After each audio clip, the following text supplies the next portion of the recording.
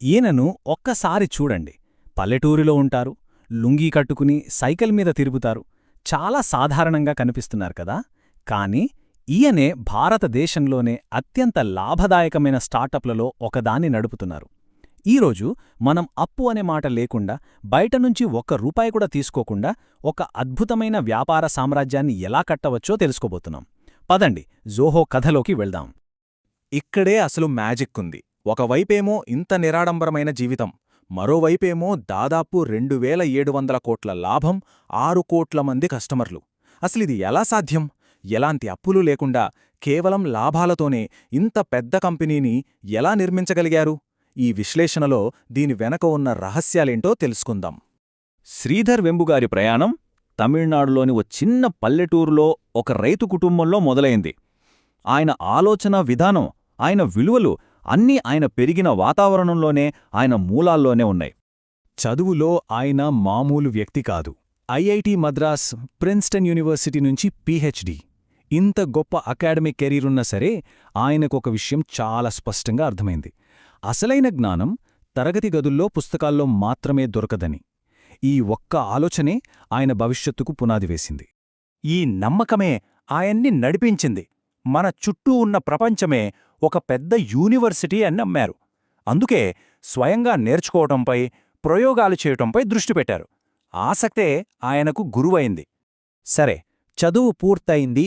ఇప్పుడు అసలు కథ, ఆయన వ్యాపార ప్రయాణం ఎలా మొదలైందో చూద్దాం. 1996లో తన సోదరుడితో కలిసి ఇండియాలో ఉద్యోగాలు సృష్టించాలనే లక్ష్యంతో అడ్వెంట్నెట్ అనే ఒక చిన్న కంపెనీని ప్రారంభించారు. ఇది ఆయనకు పెద్ద షాక్. ఒక గొప్ప టెక్నాలజీని తయారు చేస్తే సరిపోదు, దాన్ని మార్కెట్లోకి ఎలా తీసుకెళ్లాలో, ఎలా అమ్మాలో కూడా తెలియాలి. ఈ ఒక్క మాటతో ఆయన వ్యాపార దృక్పథమే మారిపోయింది. బిజినెస్లో అమ్మకం ఎంత ముఖ్యమో ఆయన ఆ రోజే గ్రహించారు.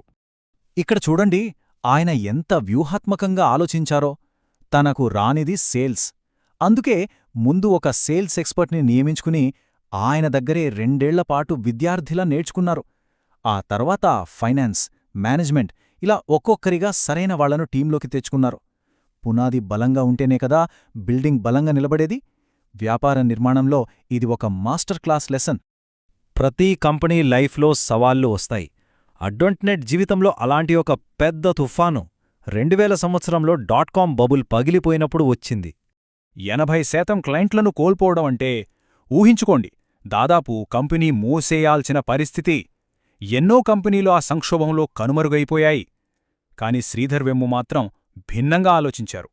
వాళ్ల దగ్గర అప్పులు లేకపోవడం, చేతిలో డబ్బు ఉండటం, అదే వాళ్లకు అతి పెద్ద బలం. అందరూ ఉద్యోగులను తీసేస్తుంటే శ్రీధర్ వెంబు ఒక్కరినీ తీయలేదు. పైగా ఆ సంక్షోభాన్నే ఒక అవకాశంగా మార్చారు. దాన్ని ఇయర్ ఆఫ్ R&Dగా ప్రకటించారు. అంటే పరిశోధనలకు, కొత్త ప్రాడక్ట్స్ తయారు చేయడానికి ఆ సమయాన్ని కేటాయించారు.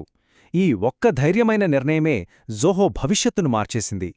ఈ ప్రయాణం చూడండి, 1996లో అడ్వెంట్నెట్ గా మొదలై ఆ 2000 నాటి సంక్షోభం కారణంగా కొత్త ఆవిష్కరణలు చేశారు. దాని ఫలితంగానే 2005లో జోహో అనే ఐడియా పుట్టింది. చివరికి 2009లో కంపెనీ పేరునే జోహో కార్పొరేషన్గా మార్చారు. అంటే ఆ సంక్షోభమే ఒక కొత్త సామ్రాజ్యానికి పునాది వేసిందన్నమాట. సరే, ఇంతకీ జోహో వ్యాపారాన్ని ఇంత లాభదాయకంగా మార్చిన ఆ సీక్రెట్ ఫార్ములా ఏంటి? వాళ్ల విజయానికి కారణమైన ఆ 5 కీలక సూత్రాలేంటో ఇప్పుడు ఒక్కొక్కటిగా చూద్దాం. జోహో విజయానికి ఈ 5 స్తంభాలే ఆధారం. 1. జియో ఆర్బిట్రేజ్, అంటే ఇండియాలో ఉన్న టాలెంట్ని తక్కువ ఖర్చుతో ప్రపంచ మార్కెట్కి అమ్మడం. 2. 50కి పైగా ప్రాడక్ట్స్తో ఒక ఎకోసిస్టమ్ క్రియేట్ చేయడం. 3. ఫ్రీమియం మోడల్, ముందు వాడండి, నచ్చితేనే కొనండి. 4. వాళ్ల కస్టమర్లే వాళ్లకు బ్రాండ్ అంబాసిడర్లు.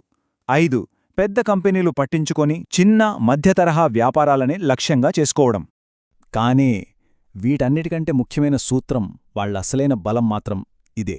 100% సొంత డబ్బుతో నడుస్తున్న కంపెనీ. బయట ఇన్వెస్టర్ల నుంచి ₹1 తీసుకోలేదు. 0 అప్పు. దీనివల్ల వాళ్లకు పూర్తి స్వేచ్ఛ ఉంటుంది. తొందరగా లాభాలు చూపించాలనే ఒత్తిడి ఉండదు. ఓపికగా, దీర్ఘకాలికంగా ఆలోచించగలరు. డబ్బు, లాభాలు ఇవి ఒక ఎత్తు. కాని జోహో నిర్మిస్తున్న కంపెనీ కల్చర్, వాళ్లు చూపిస్తున్న సామాజిక ప్రభావం, అది మరో ఎత్తు. ఇప్పుడు దాని గురించి మాట్లాడుకుందాం. ఇది జోహో యూనివర్సిటీ. ఇక్కడ అడ్మిషన్ కోసం డిగ్రీలు అడగరు. 10వ తరగతి, ఇంటర్ తర్వాత స్టూడెంట్స్ని తీసుకుని వాళ్లకు కావాల్సిన ట్రైనింగ్ ఇచ్చి ఉద్యోగం కూడా ఇస్తారు. అంతేకాదు, ట్రైనింగ్లో ఉన్నప్పుడు కూడా నెలకి 10,000 రూపాయల స్టైఫండ్ ఇస్తారు. అద్భుతం గదా? ఈ నంబర్ చూడండి. జోహోలో పనిచేస్తున్న ఇంజనీర్లలో 15% మందికి, అంటే ప్రతి 100 మందిలో 15 మందికి కాలేజ్ డిగ్రీనే లేదు. దీన్ని బట్టి అర్థమవుతోంది కదా, వాళ్ళు కాగితం ముక్క కన్నా చేతిలో ఉన్న టాలెంట్కే ఎక్కువ విలువిస్తారని. దీని ఫలితమే ఇది. మిగతా ఐటీ కంపెనీల్లో ఉద్యోగులు మానేసే రేటు 20% ఉంటే జోహోలో కేవలం 7%.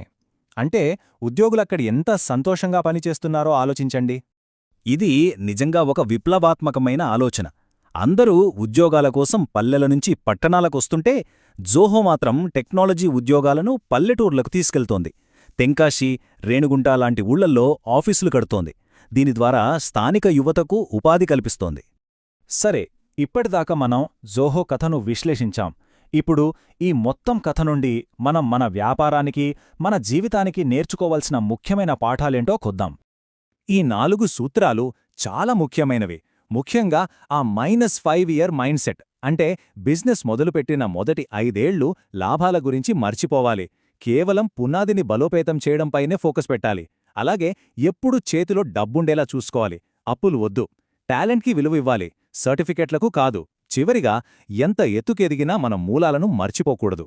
చివరగా, జోహో తత్వానికి, శ్రీధర్ వెంబుగారి ఫిలాసఫీకి ఇదే సారాంశం. డబ్బు సంపాదించడం లక్ష్యం కాదు. మనం చేసే పని ద్వారా కస్టమర్లకు, సమాజానికి విలువను అందించడమే అసలైన లక్ష్యం. అది చేస్తే సంపద దానంతటదే వస్తుంది. ఈ ప్రశ్న గురించి ఒక్కసారి ఆలోచించండి. జోహో నుండి మనం నేర్చుకున్న ఈ సూత్రాల్లో ఏ ఒక్కదాన్నే మన ప్రయాణంలో వెంటనే అమలు చేయాలనుకుంటున్నారు? ఎందుకంటే గొప్ప కథల నుండి స్ఫూర్తి పొందడమే కాదు, వాటిని ఆచరణలో పెట్టడమే అసలైన విజయం. जय हो, जय हो, भारत माता की जय।